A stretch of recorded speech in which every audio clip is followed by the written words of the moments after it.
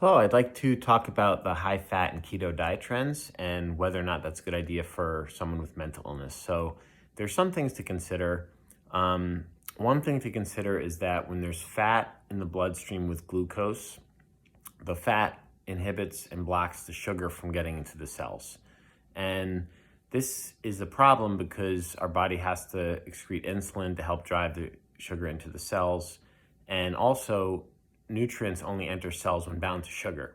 So when you're when you're eating a lot of fat, any sugar that you're getting in your system is going to be causing insulin resistance. And the reason that's a problem with mental illness is because this can lead to blood sugar problems down the road, and blood sugar imbalances can contribute to energy imbalances, ups and downs, mood swings, and those kinds of things. So it's not great for that reason.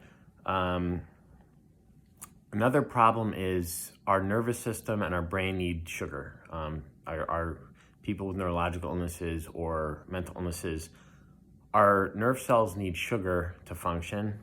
That's how our body functions. That's how we breathe, think, talk, walk. If we don't have glucose for 5 seconds, our brain starts to die. So when we're not eating glucose, our liver stores glucose and our brain has stores of glucose in the form of glycogen, which is compressed glucose. So we're using up our glycogen reserves when we're not eating sugar. And we need blood sugar to stay alive. Doctors know this, which is why they test your blood sugar. When someone has diabetes or they go to the doctor and they test their blood sugar, they're not testing their blood fat to make sure you can stay alive. They're testing your blood sugar because we need blood sugar to stay alive. So the high fat trend is not great because our nerve system and our brains need sugar to think clearly and to function. So it's not great for mental health. One key reason why it's a problem is the toxic heavy metals in our brain, which are contributing to mental illness symptoms. They also contribute to brain fog, confusion, difficulty concentrating. They contribute to mood fluctuations, dissociative thinking, depersonalization, that's what I'm looking for, psychosis. The toxic heavy metals is what's disrupting the nerve signals and creating the problems in the brain to begin with. And when we eat high fat, fat oxidizes the metals, which means it causes it to corrode, it causes it to run off into nearby tissue, and this worsens the symptoms over time. Down the road, people get dementia, Alzheimer's, toxic heavy metals in the brain, the high fat diets, oxidizing the metals, causing it to run off into nearby tissue. So it's really not a great idea for that reason long term. The long term effects, it's not great. So just wanted to warn you guys because I know it's popular, I know it's trending. The keto and high fat is great for like a fit guy who's not really sick and wants to get off of pizza and donuts and stuff, and so wants to clean up his diet a little bit, get out processed foods, bring in some high fat, some clean proteins and whatnot.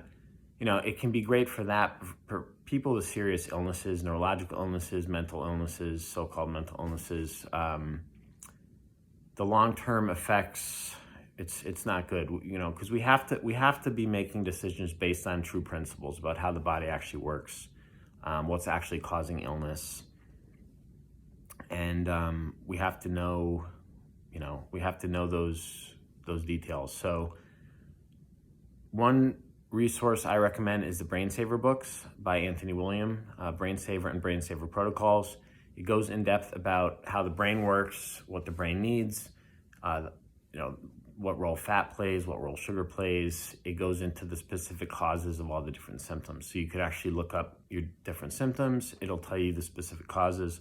And it's the only source of information that knew the causes. So, I want to get my information from the source that actually knew what was causing the issue. The alternative and conventional industries didn't know what was causing mental illness symptoms. They just kind of had a theory that it's the person, it's their mind or it's their genes, and there's no science behind that. There's no evidence of that. It was just a theory. They didn't know it was wrong. Let's blame the person's mind.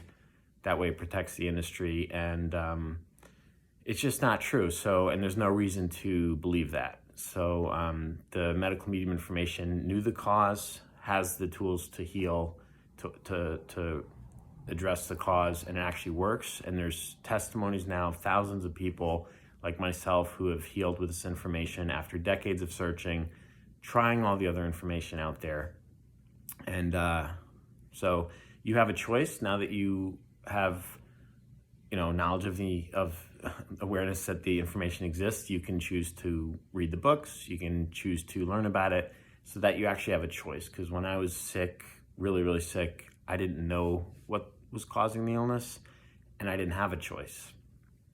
I was just lost, and it was devastating. It was really, really difficult for many years.